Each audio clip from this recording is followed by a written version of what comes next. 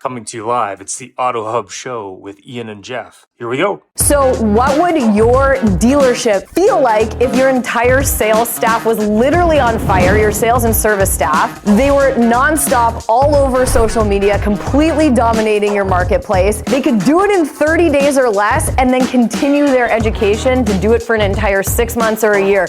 You literally would completely take over the entire marketplace and no one would be able to compete with you. And that's what we can do for you. So when you're walking around your community, whether you're at local restaurants or you're going to the gym, you don't want to be bothered? Fine, you won't be bothered. But a lot of people will walk up to you and say, oh my God, I love your social media. Your staff is amazing. We love what you're doing in the community. We want to come buy a car from you. We want to get an oil change at your dealership. Your community is absolutely going to love you. And it doesn't matter what platform you're on. You could be on TikTok, LinkedIn, Facebook, Instagram, all social media platforms. You will literally be all over the place. I've traveled all over North America. I've trained Toyota. I've trained Nissan. I've been to driving sales. I've been to Women in Auto. I get hired as a speaker for conferences at universities all over the country. And I can help change the trajectory of your dealership right now. If you click on the link, you can sign up for our webinar. It's live with me, and you'll learn the 7 strategies that you need at your dealership in order to see that success.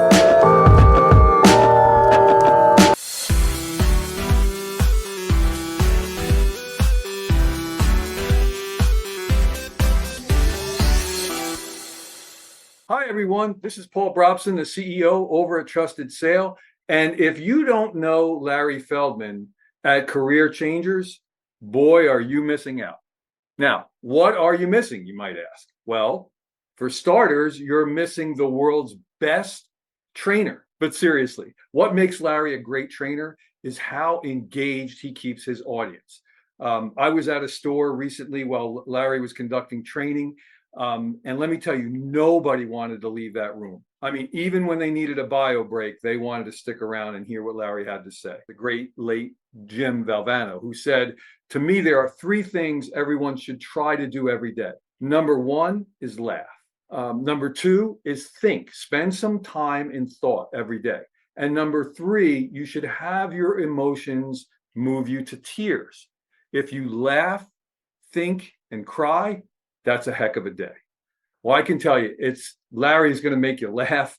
He's going to make you think. And yeah, every once in a while, he's going to make you shed a tear or 2. But one thing I can say, it's a heck of a day when Larry comes to visit. But wait, there's more. There is? Yeah. Not only is Larry a great trainer, but he's also one hell of a recruiter. So if you need people in your dealership, and I mean anyone, you need technicians, salespeople, managers, BDC agents, whatever you need, Larry can get you staffed right with the right people and do it fast. Ways to improve. Every month we want to improve better on what we did the month before, maybe the year before. It's about how fast we can get the cars done with quality work to get it to the front line, because that's where we make our money. And the bottom line is the longer it takes, the more money you spend. We want to get it down as low as possible. Right now, like I said, we're in a great stage. We're at 4.5 days. In recon, we want to know how quickly we can get the cars out of the recon process and to the front line. The average days in recon and then the time to line are the most important things that we look for. I'm Mike Burrell. I'm Service Director at JM Lexus.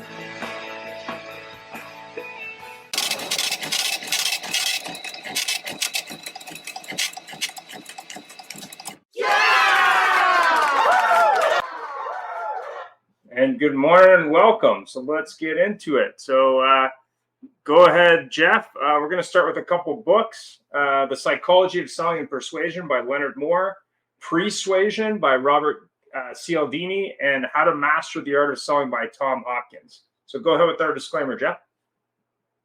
Well, good morning, everybody. Thanks for joining us. I guess officially now it's good afternoon for John. Of course, the AutoHub show, the guests, the opinion shared today are those of our guests, not necessarily that of Ian Netticott or Jeff Polo or the AutoHub show, but there's something always very interesting. So we have, obviously, the show today is Salespeople Pay Plans and Overtaking 2023. We will have our month-end show. So Happiness Is It Really Possible will happen early next month. So stay tuned for more details on that.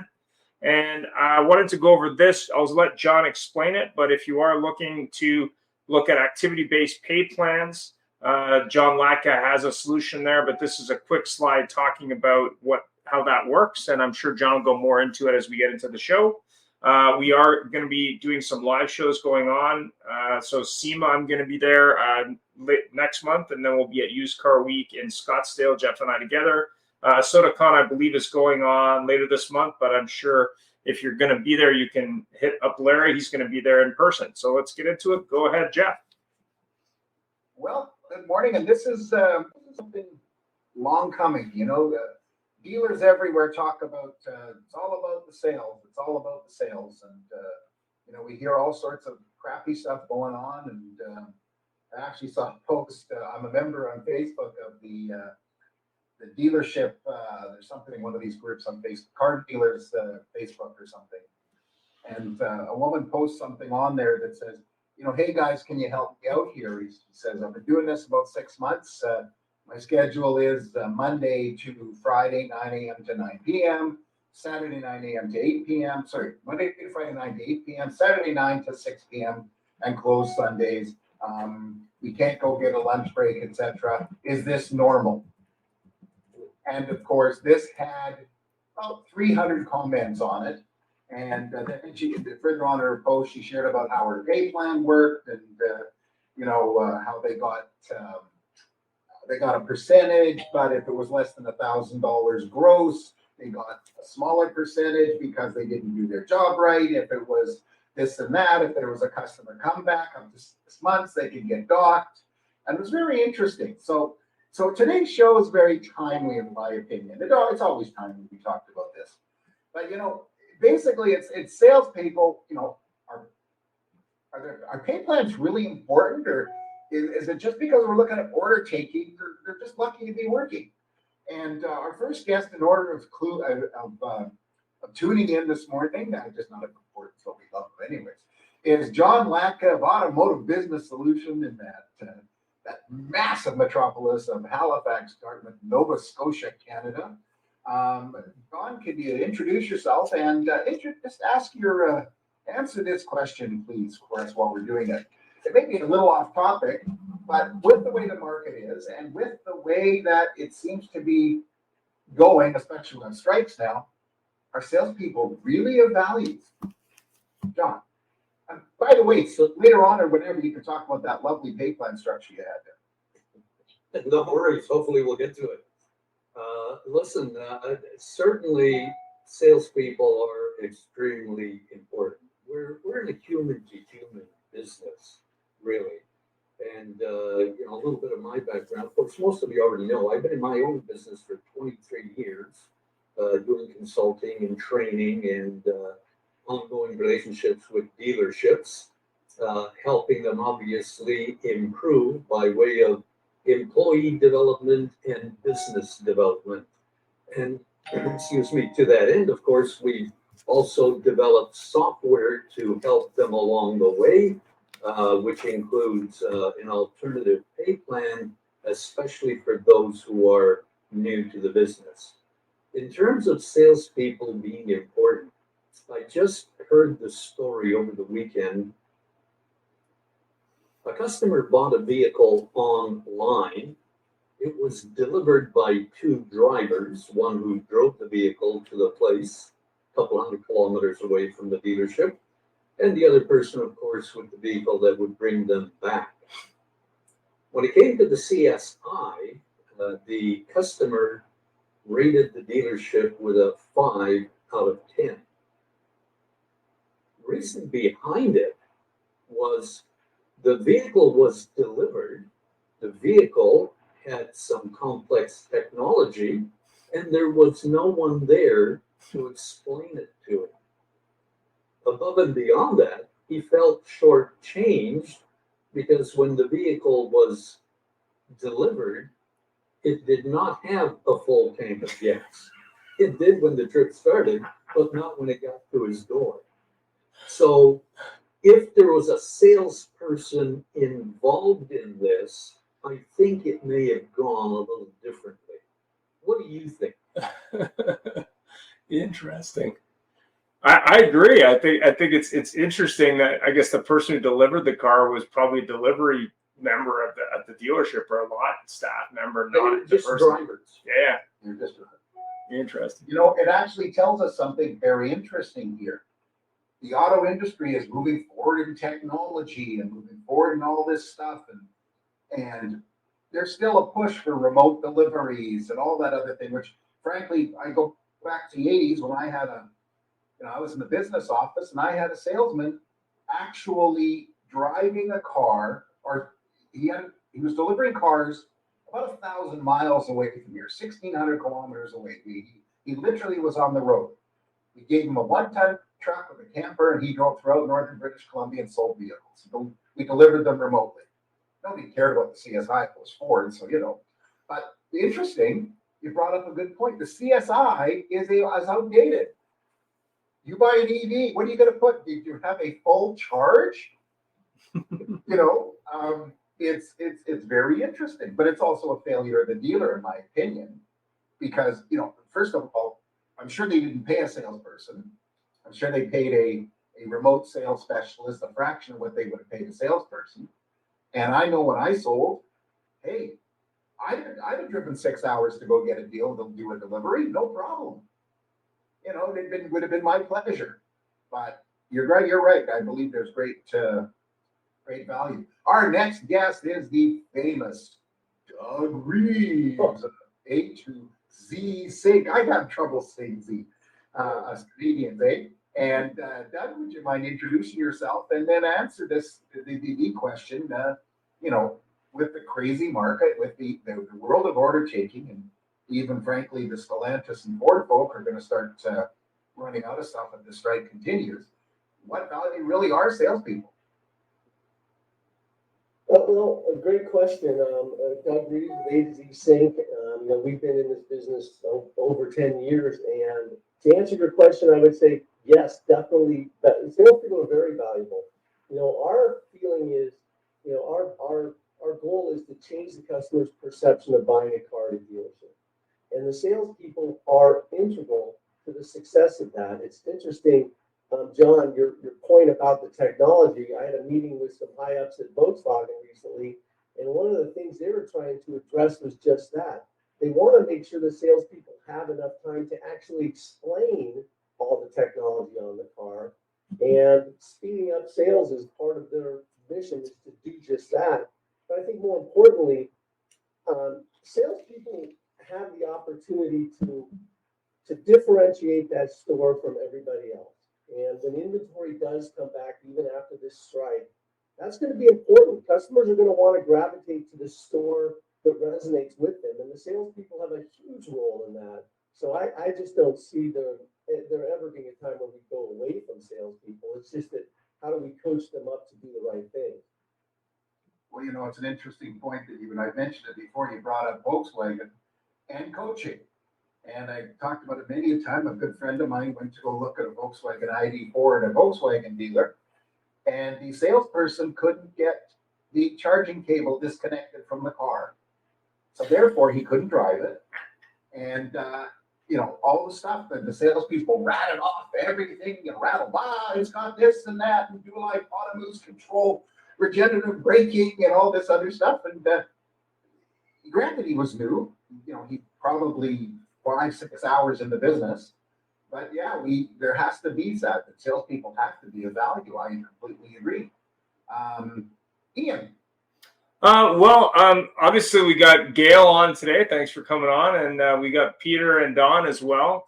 But the big question I always want to ask is on the pay plan side. I know there's different ways of doing pay plans. There's different ways of structuring pay plans. When I was in the business, it was based on volume with some other criteria. But I guess my question is, over the last, call it 5 years, has there been a significant change in pay plans, especially as we've seen more profit for the cardio? And how is that impacting, salespeople, but more importantly, retention and performance? So maybe we can start with John, that since you had a big thing on the compensation piece. Well, things have changed, since COVID in terms of pay plans. I know a number of dealerships, general managers, and that have in fact changed their structure because the previous one would have had salespeople making a lot of money, and they felt that, that maybe wasn't deserved. In other words, a position is only worth X amount of dollars. So let's figure out the percentages that are going to give us that dollar value, whether it be 60,000 a year or 80,000 a year. There are so many different variables in pay plans out there, and some of them are so complex you need a Philadelphia lawyer to figure it out. So there have been, many changes. There are dealers that are using tier 1, tier 2, tier 3. There are, the standard commissions. You get 20, 25, or 30% of the gross. But then there are the lot packs that vary. And earlier on, of course, it was just mentioned, and the pay plan, sure, if something goes wrong with that used car that you delivered and we have to fix it, a percentage of your commission is going to come back. So there's all kinds of changes that have happened, and chances are there are more to come. And when I get the opportunity, I'll share my pay plan in terms of the activity-based pay plan, and let you know how that originated and how it works. Fantastic. The question I have for everybody is, what should the pay plan incentivize? I mean, should it simply incentivize, for lack of a better term, tearing a customer's head off and making as much money as they can, or should it incentivize something else entirely different? I think pay plans in the past were the former, but maybe people are getting more progressive now. Well, I'd say that, what we need to focus on is two things: the employee experience and the customer experience. And if we take gross profit out of the equation in terms of a pay plan, and we make it about the sales process and looking after the customer, not only will we sell more vehicles, but salespeople will be compensated, I would say, very fairly, and be able to build up a book of business over time, so that their focus is going to be on looking for repeat, referral, and appointments. Here's something very interesting I have to comment on. So the old-fashioned way, we incentivize somebody a percentage of the gross. We de-incentivize, some places did, on a problem with the car. None of these items have the salesperson cannot affect any of this in any way, shape, or form. They don't decide on the value for the selling price of the car for most dealerships. In many cases, they don't know the cost, so how can they increase profit? In many cases, they can't trust the dealership because they don't know if they've gone and created inventory adjustments while they're doing the deal. And it's that. And my last comment on this before I leave it to you, because it is your show, is I'll never forget a dealer that had the last of the Viper ACRs. And they had the car 50,000 over MSRP. And the salesperson's commission was $1,000 max. So if you think about that, they were getting 9 points on the car as it was originally, plus 50 grand. And the salesperson robbing your salesperson. Robbing. That is horrible. Yeah, exactly. But there's also dealers that have played around with this flat. We're not, Don, what I like about your thinking is that a pay plan should encourage a salesperson to develop his skill set, his or her skill sets, so that we have career employees. And right now, all the pay plans are pay plans to encourage a stopgap job until I find something else that more meets what I'm looking for. Yeah. I mean, there's even been dealers that have played around with a large flat commission structure. This was years ago. I think there's still people doing this where it's like, okay, it doesn't matter what you sell the vehicle for. It's XYZ amount of money, which I don't know if the jury's still out on that. There's lots of talk when this came about, and this is years ago now, but there was dealers that were saying instead of paying that, call it $100, $200 flat, it was a $500 flat or whatever the number was for them. And there were pros and cons to that as well. But I think that the best dealers, and obviously everyone can correct me if I'm wrong, incentivize not only the selling of the vehicle, but the treating of the customer. And more importantly, that experience and retention. So I think CSI is part of that. But also it's generally saying, okay, we're going to have a multi-point plan, which isn't just based on strictly profit, because that's only one component.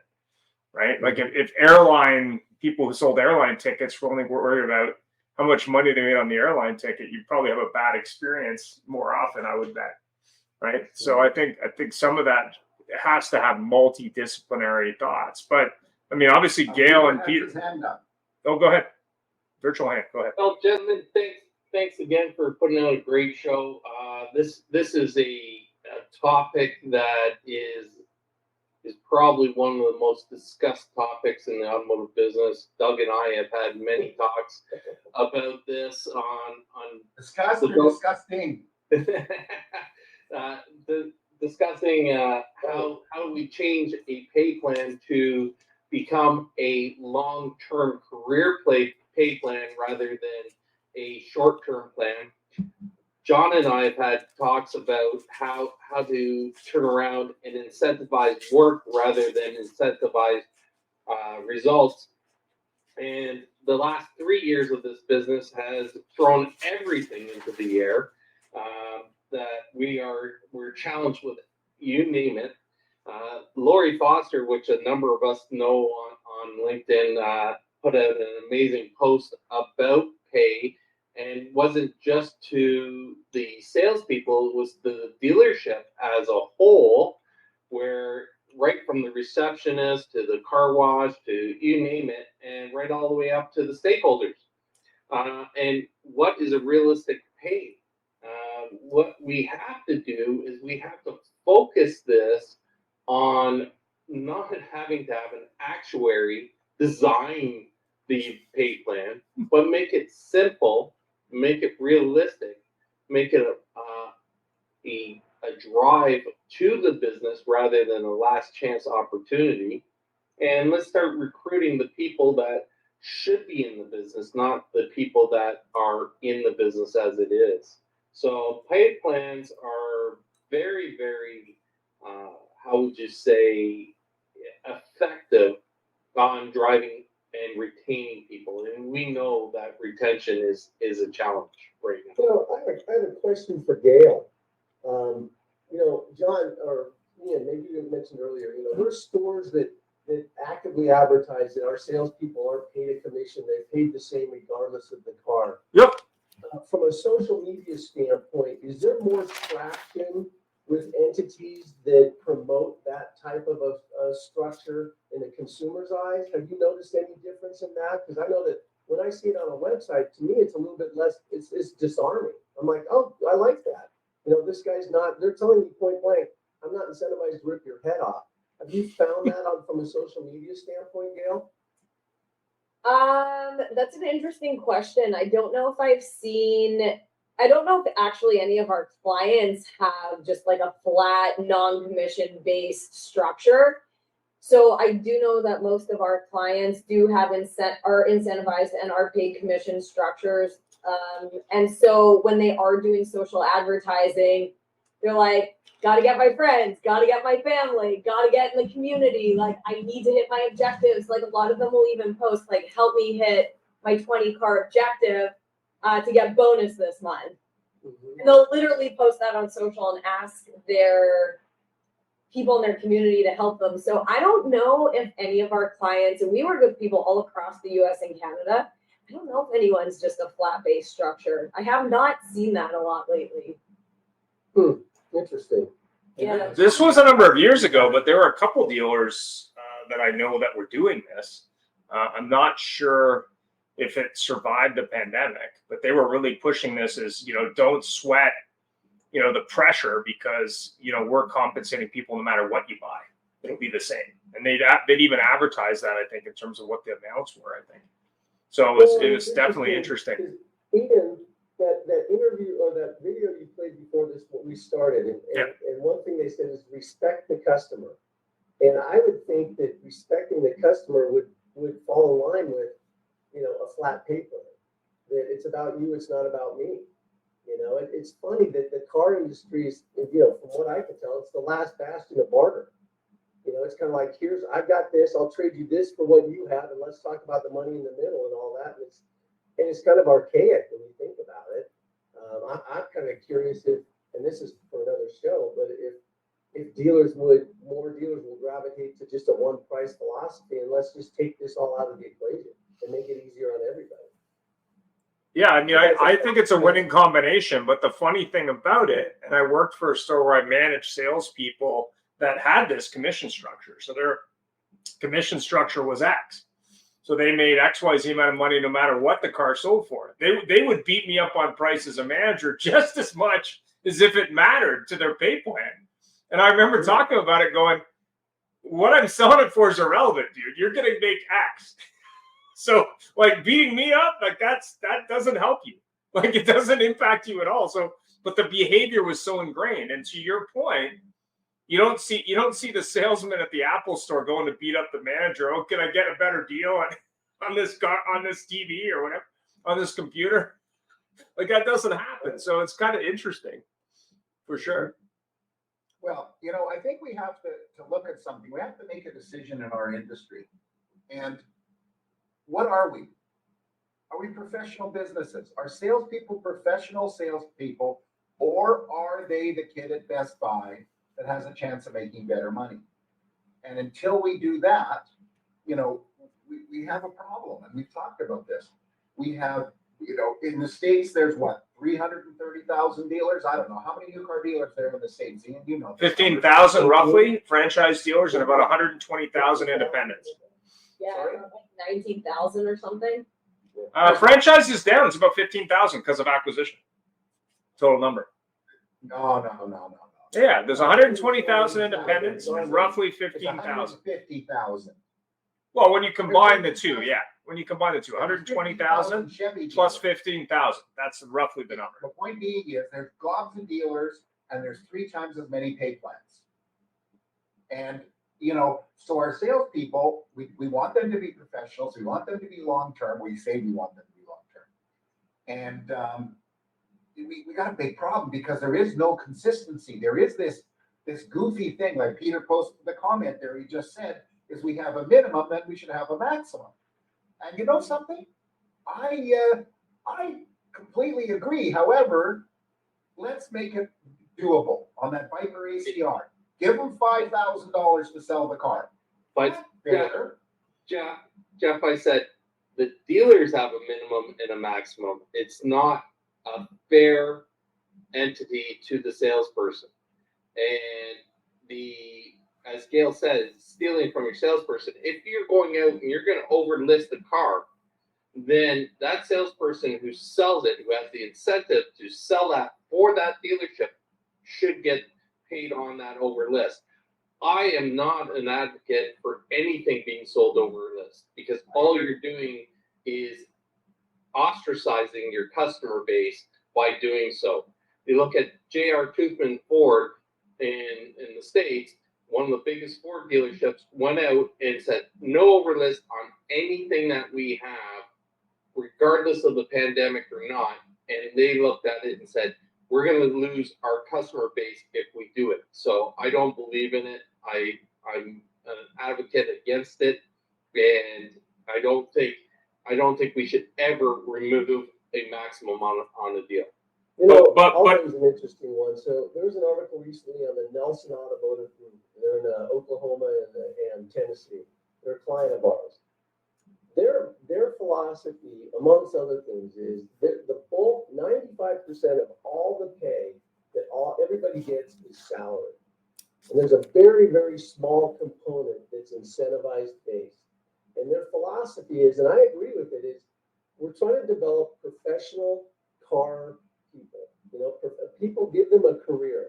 And as such, there's a standard of performance that we expect, and we'll pay you accordingly. And if you can't meet that standard, that's fine. Then we'll find somebody else who does. But they treat it more like a corporate type of a scenario, which I think is a great idea, because in the end, then it's like, hey, I'm fairly compensated for what I do, and I have a set of expectations that I'm supposed to deliver, and they deliver on them. I mean, it's totally outside of the box, but I think it's a great idea. And that's why the dealership is so successful. Right. When you have a They use A to Z. Yeah, when you got more customers than inventory, it's a tremendous thing.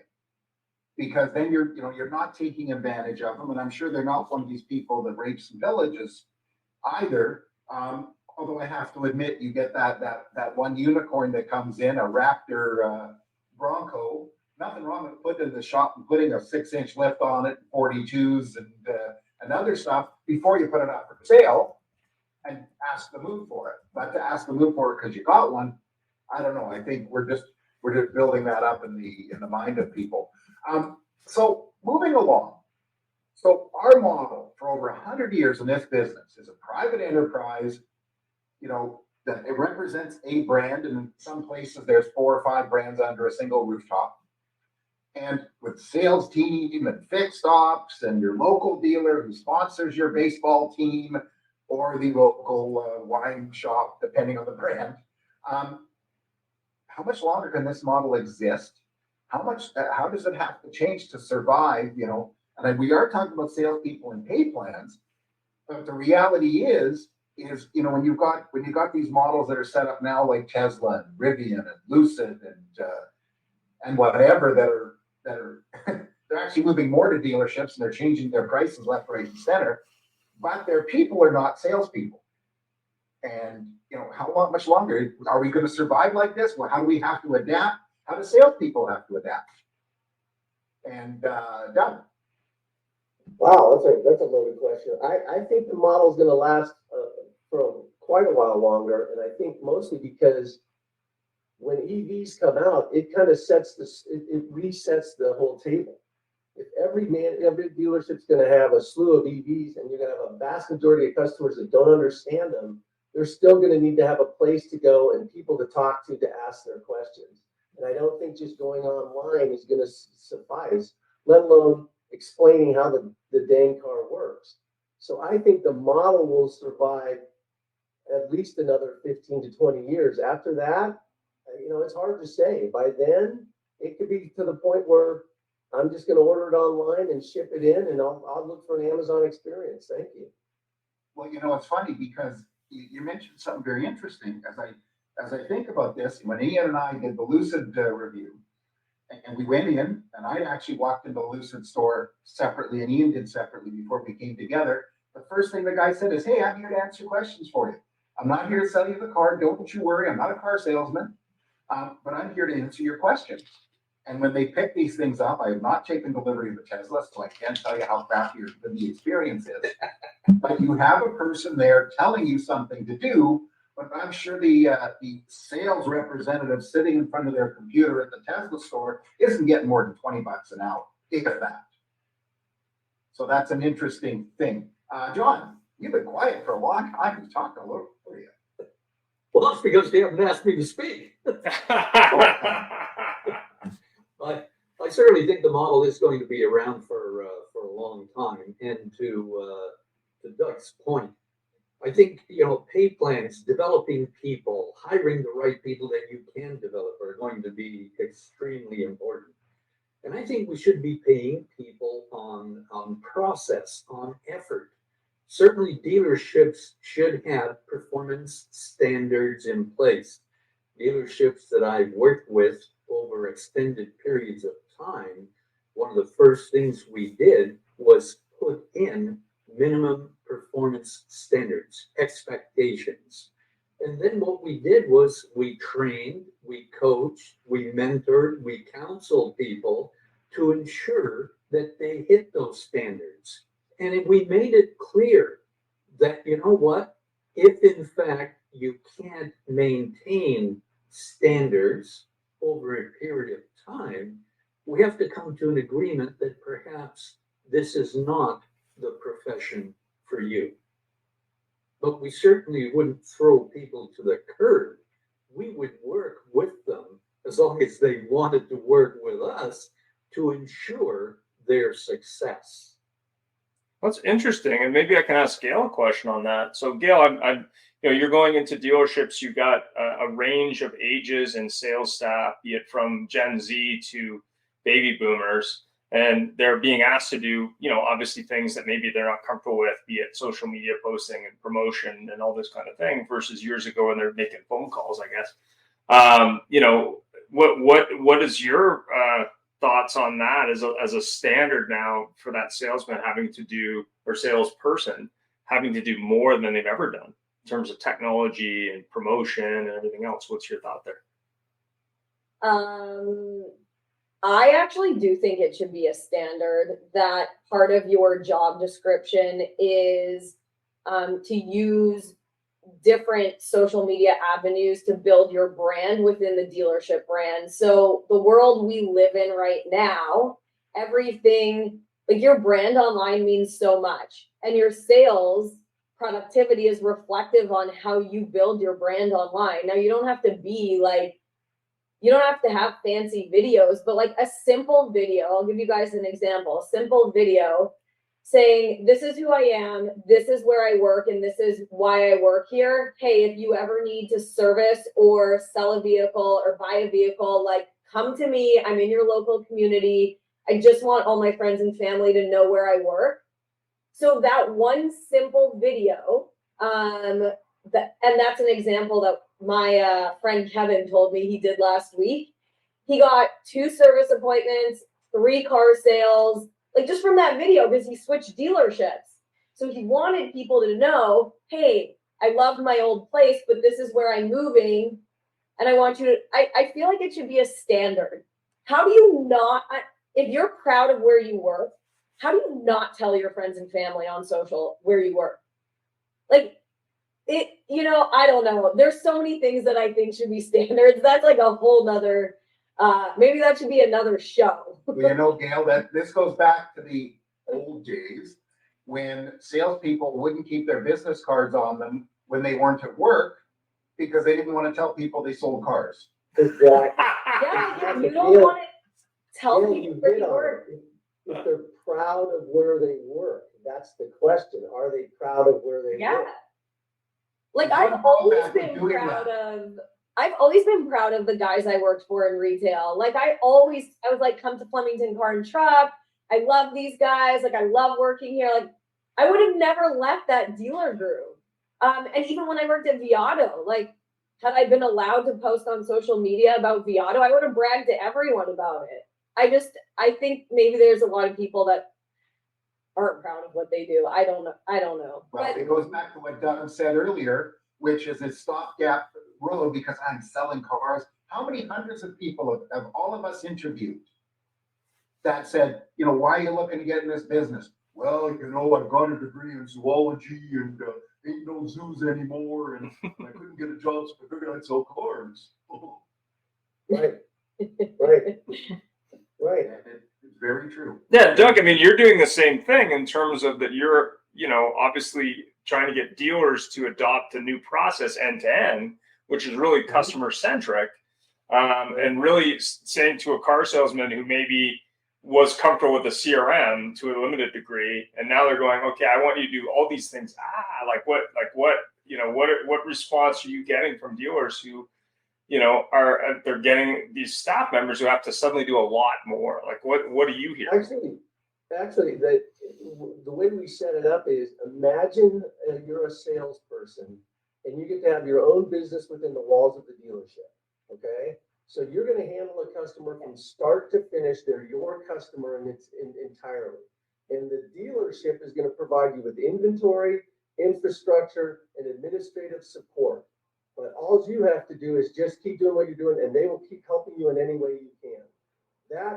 That resonates with about 85% of the salespeople because they're going, I love the idea. because now I can be proud of the career. I'm not a car salesperson. I'm going to concierge you all the way through. I'm going to be with you before, during, and afterwards.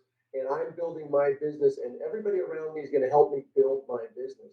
So it actually, it's while it seems imposing when you first think about it, once they realize the simplicity of it, everybody's like, I love this. Let's go. This is great. So You just created a great idea, Doug. You just created a great idea. I'm going to throw this out. What do you think about incentivizing somebody to do that? Saying, hey, so-and-so, you're out there, you are concierging yourself. You are offering something to your customers. You're doing a hell of a job. Here's what we're going to do for you. Because what we do now is the people that do it are on the standard plan. Whatever that dealer's plan is, they're just a standard plan, and maybe they might get a wrestling belt, something like that. That's Ian's favorite thing. But It's a Friday. Wrestling what belt. about somebody that the dealer has seen doing this? And I will make a comment about that in a minute, because I have something a very interesting viewpoint on that.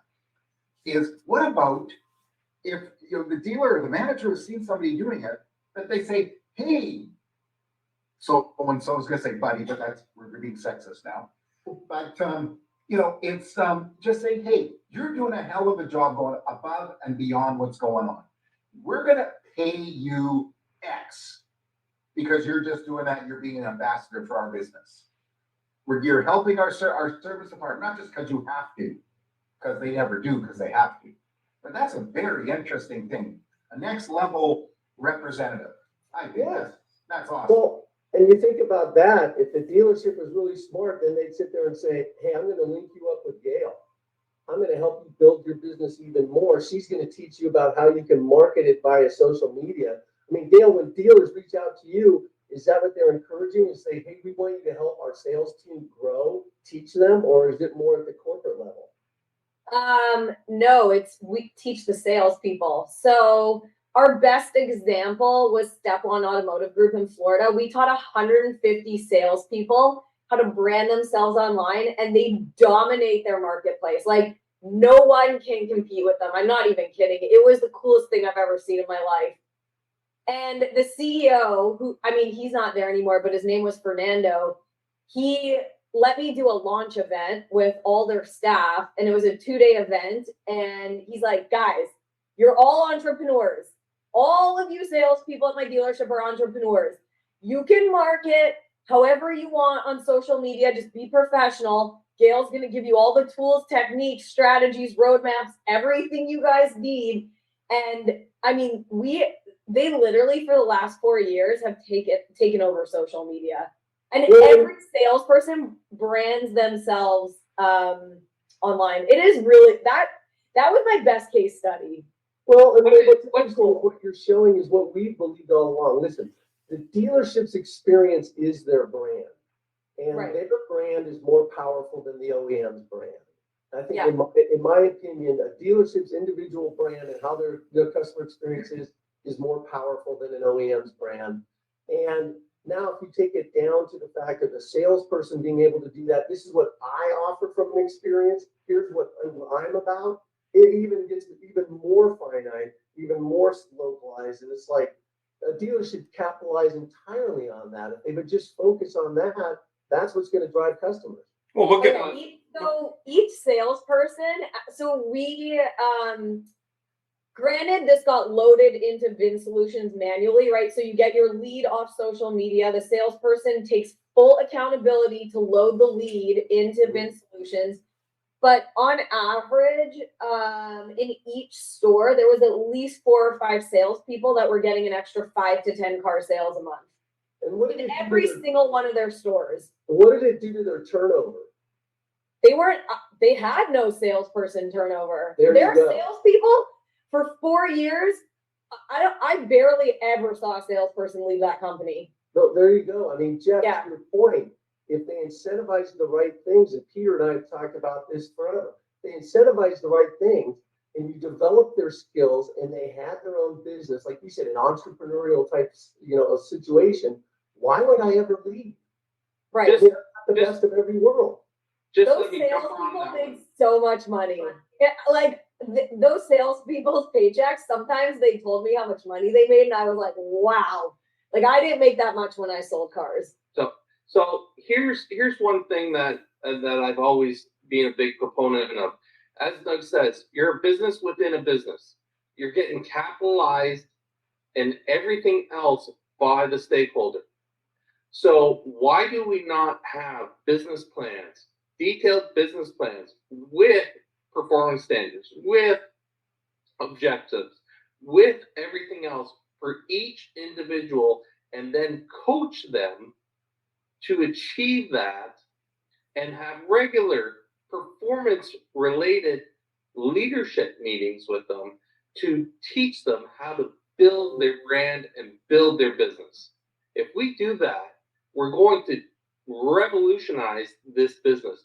We got guys out there that understand the eight, and I'm going to use Doug's company, the A to Z mentality, where we're start to finish. We are the liaison for you purchasing your car, taking delivery of your car, and servicing your car moving forward. You call me. You don't call the dealership. You call me, and I'll look after you. I retain that customer. I look at long-term customer value, and I look at it as a career, not a job. Job is just over broke. We all know that. And we want it as a career. We want people to be incentivized to come and choose this opportunity of working in this industry as their first choice, not their last resort. But also look at guys like George Saragu. I mean, we've had him on the show.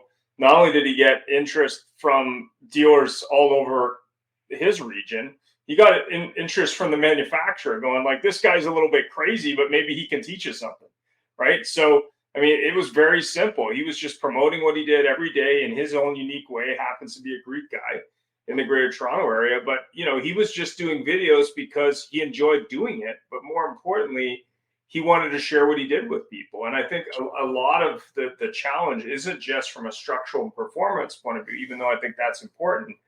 It's a lot of people in the car business who don't really want to share what they do. I have no idea why, but at the end of the day, I mean, that I think is the biggest hurdle is getting, talking to people who work in dealerships, as Gail does and other people do, and say, listen, like, you sell cars for a living. Are you proud of what you do? Yes, I am. Well, why wouldn't you share that, right?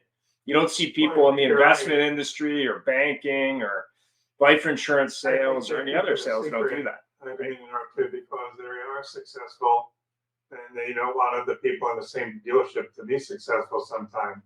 Where you have exceptions to this is where you have dealers that create teams within a dealership, and each of those teams compete against each other, and they have individual and team goals. That's where it's successful.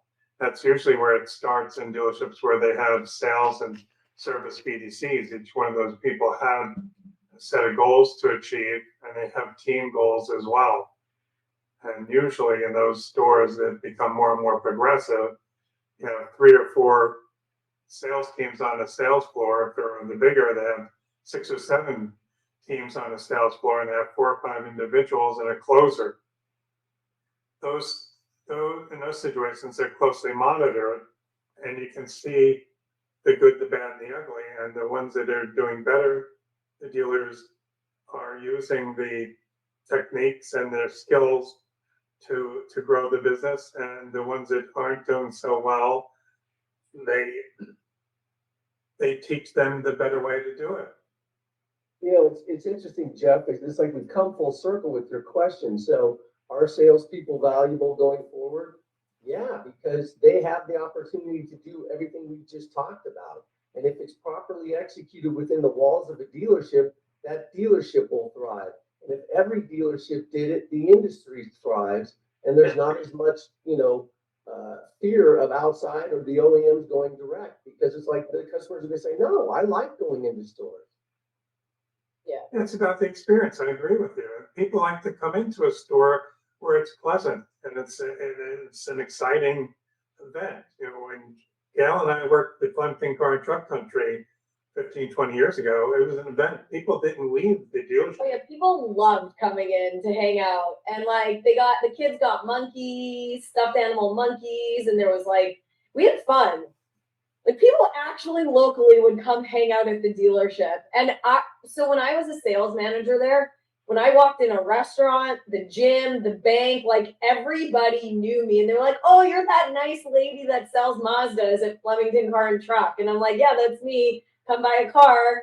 Like it was fun. That's how it should be. It's true. The minute they knew you Yeah. worked there, you were special. They took care of you. If you were at Yeah. the dry cleaner, you're buying shirts, they knew you because Yeah. first everybody in the place wore a white shirt. You didn't wear blue, you didn't wear green, you wore no other shirt if you're a male. It was white. You're like IBM there. That was the standard. And it's funny you guys bring that up, but it's like when you have the opportunity to buy a car, most people like, yeah, I gotta buy a car. This is gonna suck. But shouldn't it be, I'm gonna go buy a car and this is gonna be fun? I mean, 20, 30 years ago, buying a car was a big family event. It all went down. This is gonna be great. This is gonna be so much fun. We're gonna look at all the cars, yada, yada, yada. Now it's not. It's got to get back to that way. Yeah, I agree. Well, there was And you can still have a digital experience and then do what Doug says. And then when they make the connection to the human being, that human being provides validation and that experience. Like there's no reason why that can't be done. It's the leadership in the store that needs to make it happen. Right. Bingo. Right. Bingo. I worked with a friend that had a pile of toys in his drawer for kids. Always Yeah. did. Don, I still have my Flemington monkey in my car. I've had it in my car for 20 years. And it's gone from car to car to car to car. That's funny. Yeah. Yeah, I mean, there was a video this morning. I think it was the CEO of Auto Canada, and he had different members of his team from all over their different locations. And they're, I think, one of the few publicly traded auto groups. Anyway, they have locations in the U.S. And I thought it was interesting because there were like these five pillars, I guess they were trying to do. I haven't had a chance to watch it in detail, but it was interesting because I was surprised that pillar number one wasn't customers. I think it was like pillar 3 or something, which I thought was kind of interesting, but at least they're trying. Rolled out a new program, which I found absolutely fascinating, and they're taking a single dealership and calling it the Lighthouse. And interesting. And they are going to pilot that dealership with innovations that are not normally developed in the car business. And they want to see how that dealership will perform as they roll out new retailing experiences in this industry. So, and they're calling it the Lighthouse Project because the Lighthouse guides the way. And it is, I was absolutely incredibly interested in it. And it was just released that they were doing it on LinkedIn, and they had their entire leadership staff from all their dealerships at the event. Not just the one. It's very interesting though, because that group in itself does not have the most stellar of a reputation for customer experience. Really? They are literally one of those that if you don't talk like this and you don't use the word pal and you don't offer them a smoke, they don't want you. Maybe they're seeing that they can't do it anymore. Well, it might be the fact that they're starting to take on more high-end German stores, and therefore you have to go. I'm not going to do my German accent. That'll be the end of that. Ian, can you throw up that pay plan that I sent you? I can actually. 1 second. Yeah, this is actually very interesting. I've seen it. Yeah. Well, while he's doing that, I put that question up as, who's really selling the car is when you come in is, like the 6 position sell. Some places still teach it. There's one group out here that they do walk around competitions, which is really very cool, except for the fact that the customer says, well, no, I'm sorry, you're wrong on your viscous coupling because you use a Siemens-based viscous coupling instead of a GmbH or whatever it is. And the salesperson's going through the same thing for everybody. Here's a great one when we talk about something like the walk around. Volvo actually had a fantastic system that the customer actually online chose what they wanted to talk about and learn about, and they would fill it in. And when they got to the dealership, it would show up on the salesperson's tablet on exactly what their questions and their interests were, and you could run through, and it would tell them exactly as a customer how long it would take. I want to talk about the navigation system. Oh, that takes 7 minutes. This takes 4 minutes. This takes 2 minutes, and they would know exactly how long they'd be in the dealership for. Although Peter, I have So I have it up here. Let me do just about things that are before their time. Who remembers Saturn? share that. Yeah. Salespeople at Saturn had a clipboard, which counted the clipboard customer. And they had a string of questions that they asked the customer to tell them how they wanted to go through the process, the salesperson. Right. So that's way before its time. So can everyone see it? Yeah. So John, maybe you can talk a little bit about it. We're a little tight on time, but go ahead. Yeah, of course. You leave me no time. No, just kidding. All right, thanks, John. Yeah, the show. No, just kidding. You got it, John. Thanks. All right, perfect. So listen, the way that this came about is a number of years ago, I actually had a dealer principal ask me, John, what is it we have to do to get salespeople to do what we want them to do? So I said, well, why don't you pay them for what you want them to do? So I came up with this pay plan and built it into our software.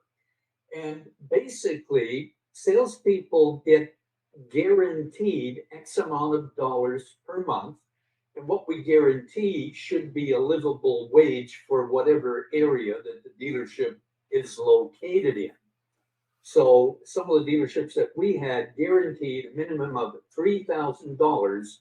By coming to work with them, you would never make less than $3,000 a month, regardless of the number of sales that you did.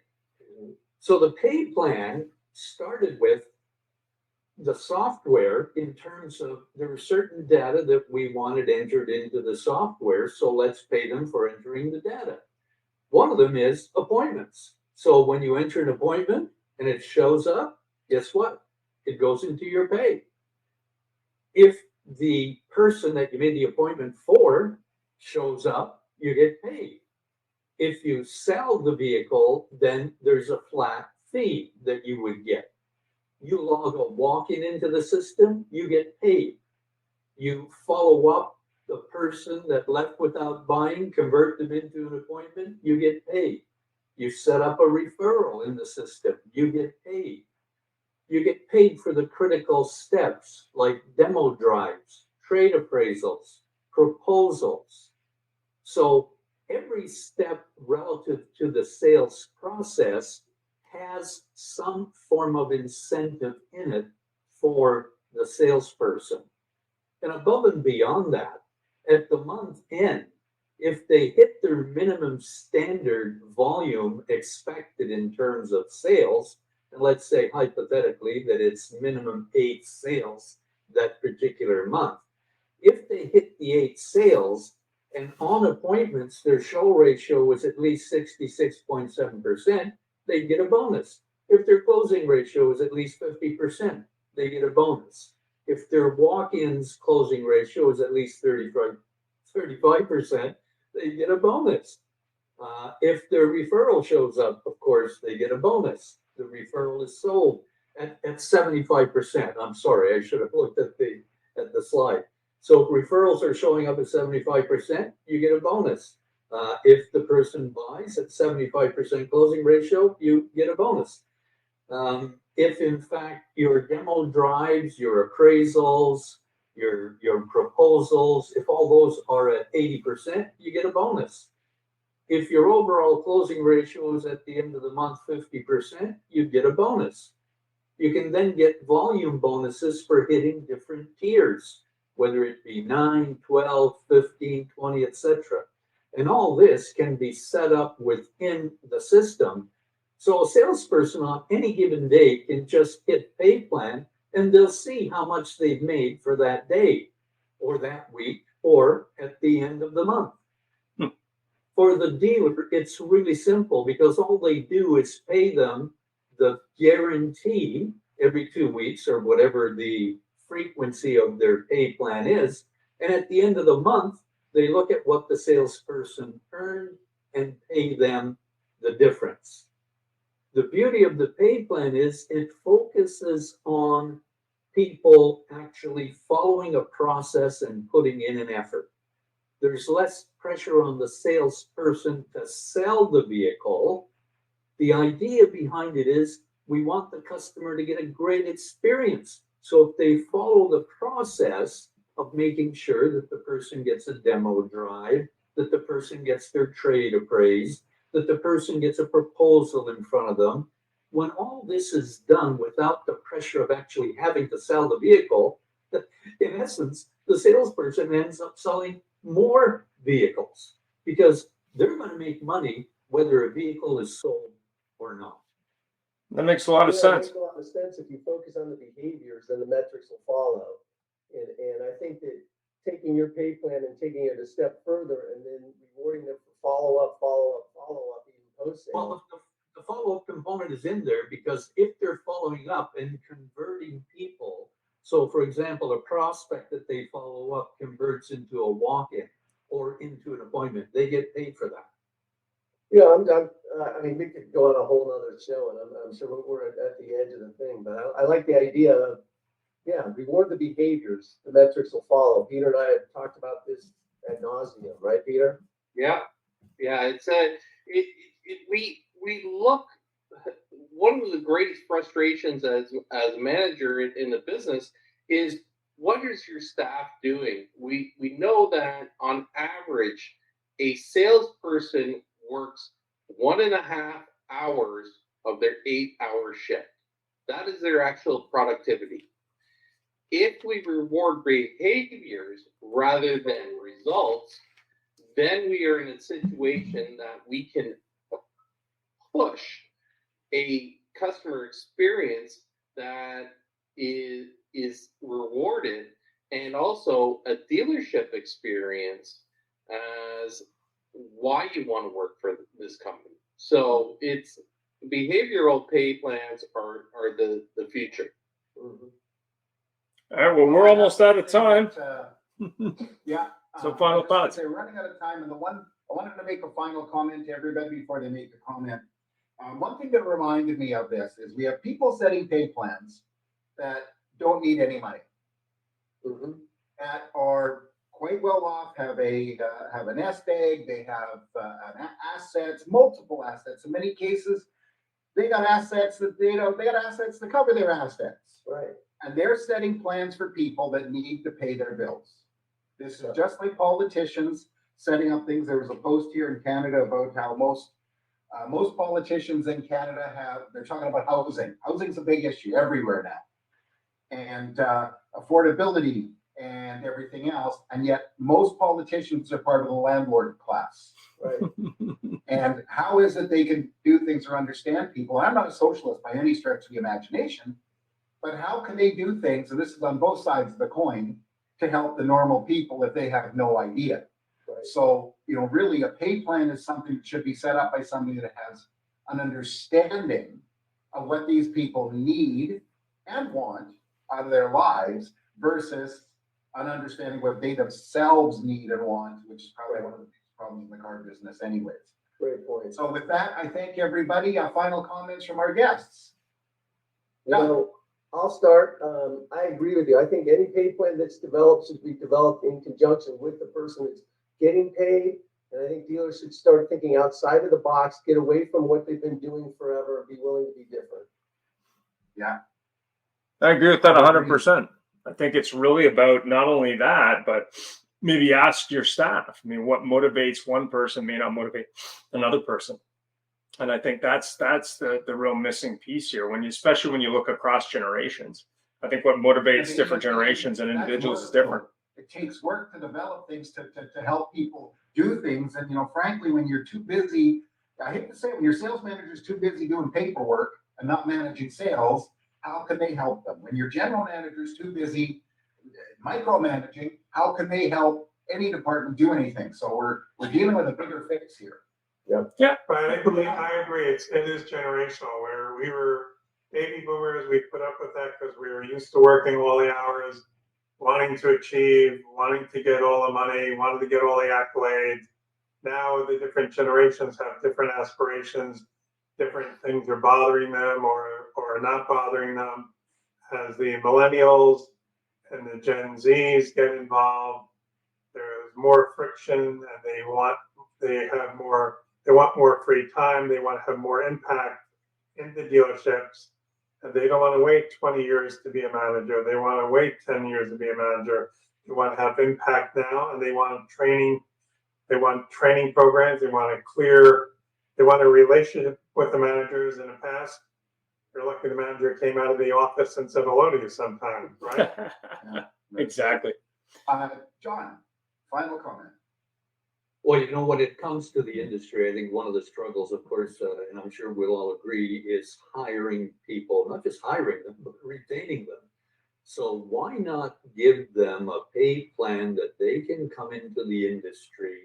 We can take our time in terms of developing them and give them a pay plan that they'll recognize that by following the process, getting paid for behaviors in the long run is going to give them a huge income potential, because they can increase their income year after year by getting repeat business, referral business, building the relationships, but continuing to follow that process that's so vital to get a car deal, but without having that stress of, oh my God, I got to sell a car today because my rent's due. By the way, I have to acknowledge that, John, this show was your idea, so thank you so much. It was a great topic. I thank you.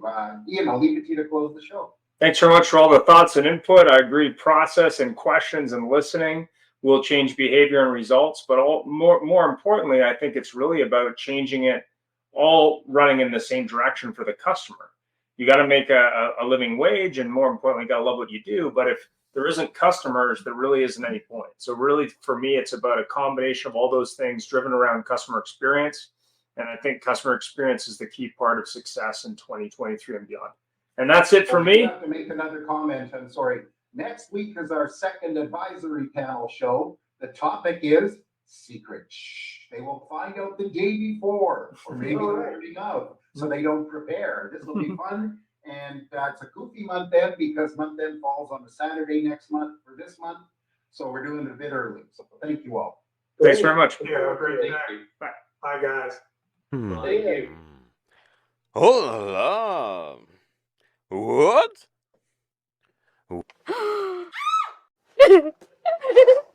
Thanks for joining us. It was a great show, and follow us anywhere you would like on your favorite podcast, on Facebook, on LinkedIn, and of course on our YouTube, or subscribe to our own channel. It's just us, Ian. All right.